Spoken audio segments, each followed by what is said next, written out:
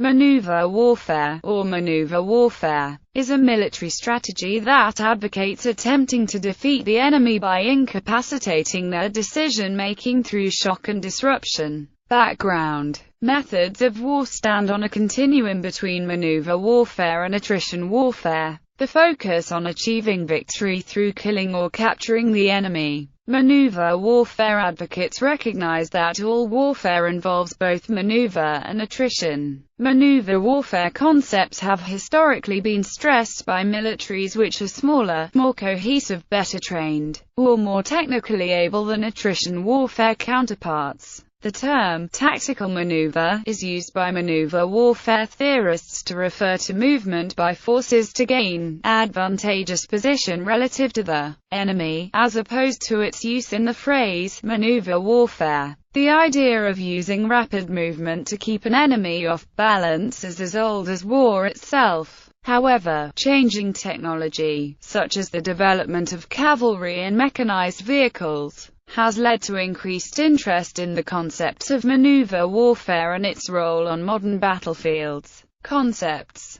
Military orthodoxy believes that, with some exceptions, most battles between established armies have historically been fought based on an attrition warfare strategy. Closer examination, however, reveals this view is not universally held, and many military doctrines and cultures are based on replete historical examples of maneuver warfare. The attritionalist view of warfare involves moving masses of men and material against enemy strongpoints, with the emphasis on the destruction of the enemy's physical assets. Success is measured by enemy combatants killed, equipment and infrastructure destroyed, and territory taken and/or occupied. Attrition warfare tends to utilize rigidly centralized command structures that require little or no creativity or initiative from lower-level leadership. Maneuver warfare doctrine sees styles of warfare as a spectrum, with attrition warfare and maneuver warfare on opposite ends. In attrition warfare, the enemy is seen as a collection of targets to be found and destroyed.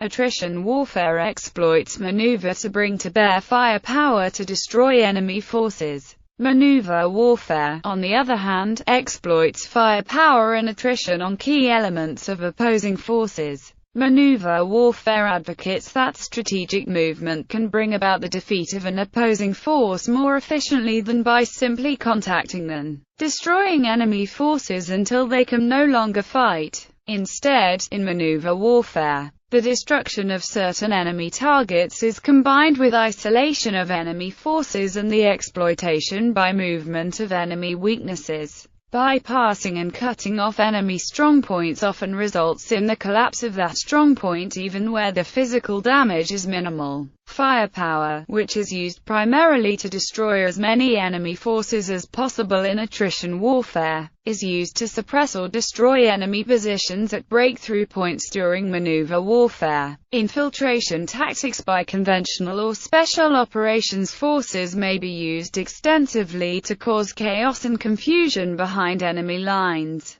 Leonhard summarizes maneuver warfare theory as preempt, dislocate, and disrupt the enemy as alternatives to destruction of enemy mass through attrition warfare. Clarification of the Clausewitzian center of gravity concept in maneuver warfare terms suggests the question, is a cog the source of strength or the critical vulnerability? This issue can be resolved using the game of chess as a model. Is the queen or the king the opposing player's cog? Once you knock off the opposing player's king, it does not matter how many other chess pieces you take. Since tempo and initiative are so critical to the success of maneuver warfare, command structures tend to be more decentralized, with more tactical freedom given to lower-level unit leaders. This decentralized command structure allows, on-the-ground, unit leaders, while still working within the guidelines of commanders' overall vision, to exploit enemy weaknesses as they become evident.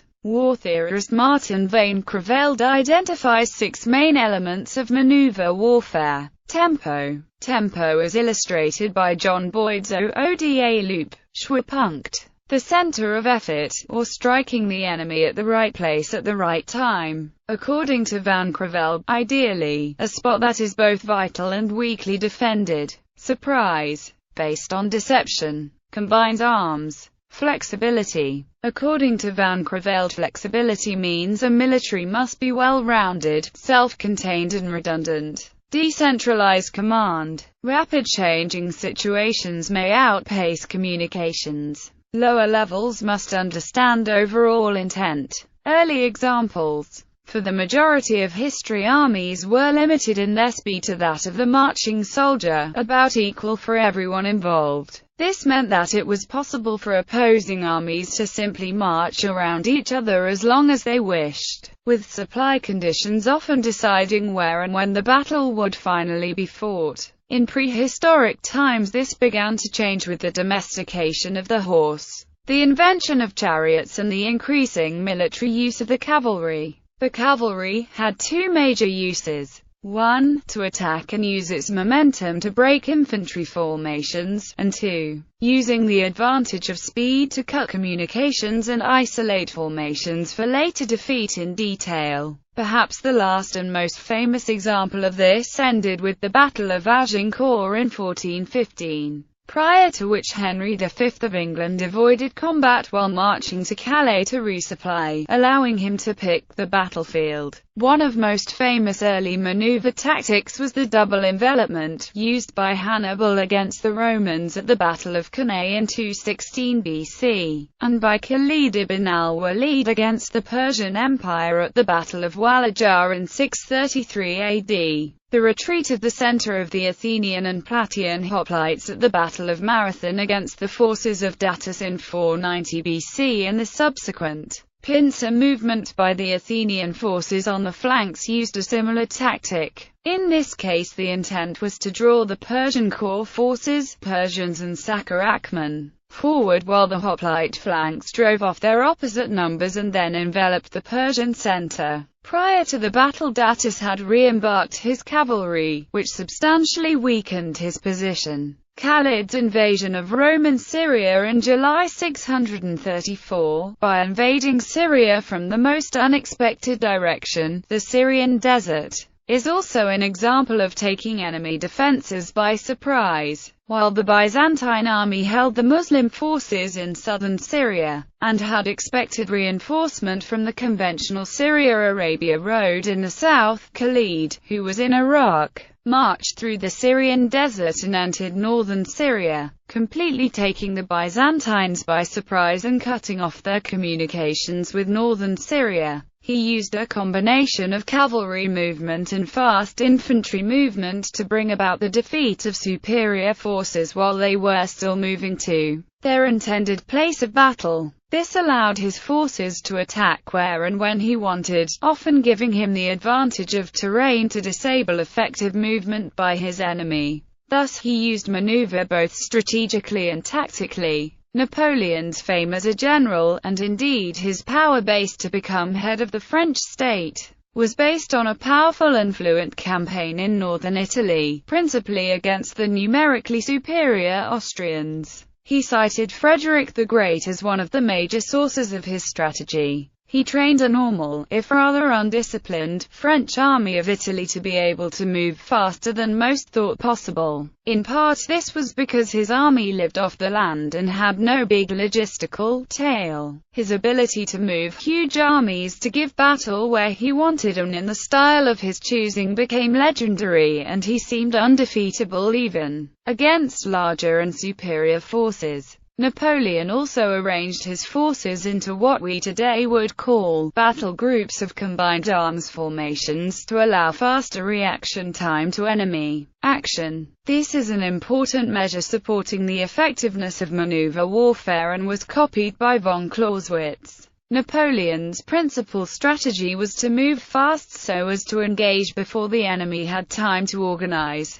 to engage lightly while moving to turn the flank that defended the main resupply route, to envelop and deploy blocking forces to prevent reinforcement, and to defeat those contained in the envelopment in detail. All of these activities imply faster movement than the enemy as well as faster reaction times to enemy activities. His use of fast mass marches to gain strategic advantage, cavalry probes and screens to hide his movements, and deliberate movement to gain psychological advantage by isolating forces from each other and their headquarters are all hallmarks of maneuver warfare. One of his major concerns was the relatively slow speed of infantry movement relative to the cavalry. It was this and later defeats that caused a major doctrinal re-evaluation by the Prussians under Karl von Clausewitz of the revealed power of maneuver warfare. The results of this review were seen in the Franco-Prussian War. Mechanization. As a result of the introduction of various forms of mechanized transport starting with the steam-powered trains in the mid-19th century, logistics were vastly improved and the opposing armies were no longer limited in speed by the pace of march. Some train-borne maneuvering took place during the American Civil War in the 1860s. But the sizes of the armies involved meant the system could provide only limited support. Armored trains were among the first armored fighting vehicles employed by mankind. In the Franco-Prussian War, the Prussian army, knowing that they could field substantially larger forces than the French, devised a war plan that relied on speed by encircling and destroying or bypassing French strongpoints, the Kesselschlacht or Cauldron Battle, while the remainder of the Prussian army advanced unopposed to seize important objectives, such as Paris. If, on declaration of war, they could mobilize quickly and invade and destroy French field forces fast enough, then they would be victorious before the French army could react. This tactic was used to devastating effect in 1870, when the Prussian forces were able to rapidly encircle and defeat two large French forces before they were able to retreat. Given the success they had in the 1870s, it is not surprising that the German battle plan for the First World War were similar. The Germans attempted to repeat the knockout blow against the French armies in the Schlieffen Plan. However, technology had changed considerably in the intervening 4 decades, with the machine gun and considerably more powerful artillery swinging the balance of power decisively to the defense. While all combatants were desperate to get the front moving again, this now proved difficult. Germany introduced new tactics with infiltration and stormtrooper tactics toward the end of World War I, which bypassed resistance, leaving its reduction to other means. Russian General Alexei Brusilov used similar tactics in 1916 on the Eastern Front. The introduction of the tank in a series of increasingly successful operations pointed the way out of trench warfare, but the war ended before the British plans to field thousands of tanks could be put into place. Between the World Wars, the Germans again reviewed their doctrine and revised their approach, expanding on the infiltration tactics and amplifying them with motor transport. Heinz Guderian was a leading proponent of armored combat in the interwar years. Development of the main battle tank, supplemented by close air support, rapid movement of troops, and concentration of forces, were combined to implement new tactics during the invasion of France in 1940. Erwin Rommel was another German commander who seized upon the effects that rapid, violent attacks would have upon the enemy's ability to fight. This became known as Blitzkrieg or Lightning War. Blitzkrieg is perhaps the most famous example of maneuver warfare. Theories of armored warfare developed in Germany has similarities with interwar theories of British officers JFC, Fuller and B. H. Liddell Hart, which the British Army failed to fully embrace and understand. The nation that lost the Great War saw a greater potential for the use of the tank than the nations that won. Some commonalities exist between Blitzkrieg and the Soviet concept of deep battle, which they used to great effect in 1944 and continued to use as a doctrine through the Cold War. In the Second World War, the Western Allies were strategically attrition-oriented, though there were a number of maneuver-minded commanders, including General Richard O'Connor of Britain and General George S. Patton of the United States. Doctrine. According to the United States Marine Corps, one key concept of maneuver warfare is that maneuver is traditionally thought of as a spatial concept,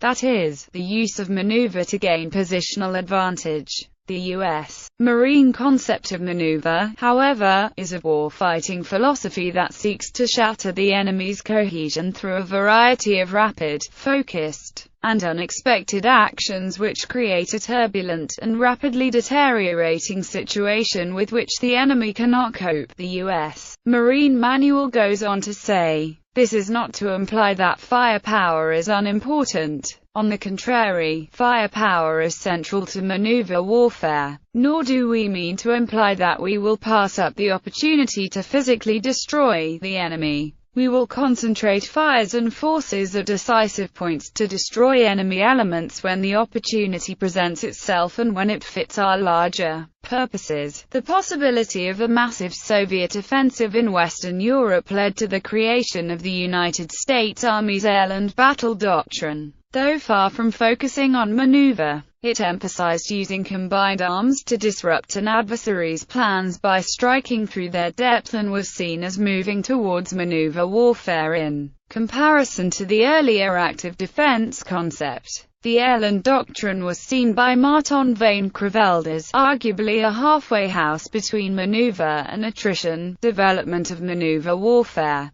theories. By far the most important development of maneuver theories took place in Germany and the USSR during the 1920s and 1930s, notably with the development of the deep battle concept that was integrated into the Red Army Field Regulations doctrine by Marshal Tukhachevsky, while the Wehrmacht developed from this the operations named Blitzkrieg. The Finnish army used maneuver warfare concepts successfully in the Winter War part of the Second World War, in particular at the Battle of Suomussalmi, where Finnish ski-based troops used superior maneuverability to encircle Soviet infantry and tank-based troops who were forced to use only roads in the thick snow. The Finnish army defeated Soviet opponents more than twice their size and far outgunning them, by using rapid maneuver to advantage. John Boyd in U.S. Acceptance of maneuver warfare. Much of the credit for acceptance of maneuver warfare in the United States military is given to fighter pilot John Boyd.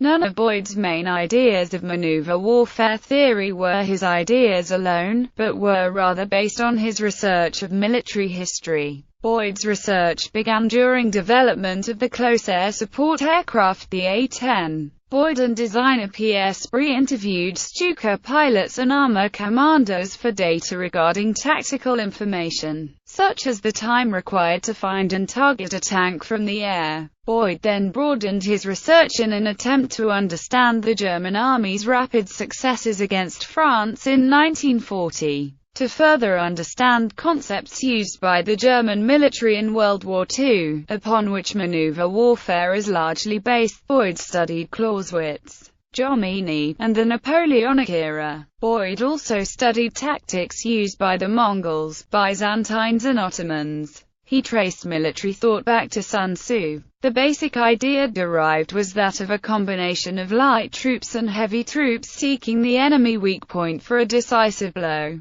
Boyd believed that many Western commanders focused on winning the battle while Eastern commanders fought against the enemy's mind. Boyd's critique of Clausewitz was that while Clausewitz saw the fog of war as producing difficulties and sought to reduce friction so as to fight the enemy more effectively, Sun Tzu actively sought to increase friction and confusion among opposing forces. According to the writer Grant Hammond, Boyd believed that the Battle of Marathon, Battle of Leuctra, Battle of Arbela and the Battle of Cannae were battles of maneuver warfare with unequal distribution of forces to gain a local advantage and decisive leverage to collapse adversary resistance. Recent theorists aside from John Boyd, other recent military theorists of a non-firepower focus include H. John Paul, Robert Leonhard, Robert Bateman, Michael Wiley, and Donald van der Griff. Limitations in a modern context. A key requirement for success in maneuver warfare is accurate, up-to-date intelligence on the disposition of key enemy command, support and combat units. While such intelligence has been available for many of the higher-profile conflicts of the early 21st century, In operations where intelligence is either inaccurate, unavailable or unreliable, the successful implementation of strategies based on maneuver warfare can become problematic. Furthermore, when faced with a maneuverable opponent capable of redeploying key forces quickly and discreetly, or when tempered, the capacity of maneuver warfare strategies to deliver victory becomes more challenging. An example where such shortcomings have been exposed is during the 2006 Lebanon War where, despite overwhelming firepower and complete air superiority, Israeli forces were unable to deliver a decisive blow to the command structure of Hezbollah nor effectively degrade its capacity to operate, although inflicting heavy damage. Israel's inability to locate and destroy Hezbollah's diluted force dispositions or neutralize key command centers ultimately meant that it did not meet its war aims. Additionally, the insurgency in Iraq also demonstrates that a military victory over an opponent's conventional forces does not automatically translate into a political one. Some military theorists such as William Lind and Colonel Thomas X. Hams propose to overcome the shortcomings of maneuver warfare with the concept of what they call fourth-generation warfare. Another one, for example, Lieutenant Colonel S.P. Myers writes that, maneuver is more a philosophical approach to campaign design and execution than an arrangement of tactical engagements. Myers writes that maneuver warfare can evolve and that maneuverist approach in campaign design and execution remains relevant and effective as a counterinsurgency strategy at the operational level in contemporary operations.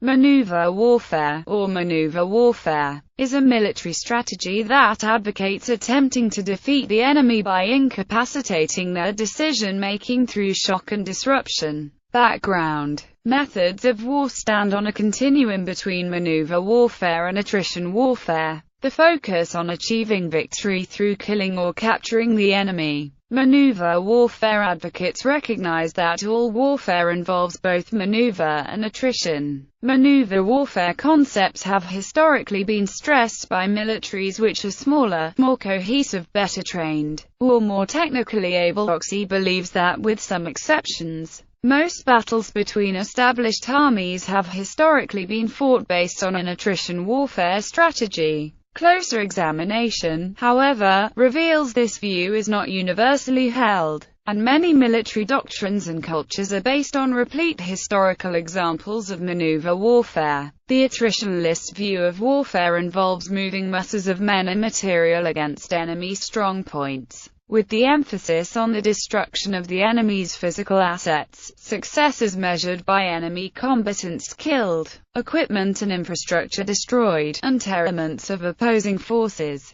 Maneuver warfare advocates that strategic movement can bring about the defeat of an opposing force more efficiently than by simply contacting them, destroying enemy forces until they can no longer fight. Instead, in maneuver warfare, the destruction of certain enemy targets is combined with isolation of enemy forces and the exploitation by movement of enemy weaknesses. Bypassing and cutting off enemy strongpoints often results in the collapse of that strongpoint even where the physical damage is minimal. Firepower, which is used primarily to destroy as many territory taken or occupied. Attrition warfare tends to utilize rigidly centralized command structures that require little or no creativity or initiative from lower-level leadership. Maneuver warfare doctrine sees styles of warfare as a spectrum, with attrition warfare and maneuver warfare on opposite ends. In attrition warfare, the enemy is seen as a collection of targets to be found and destroyed.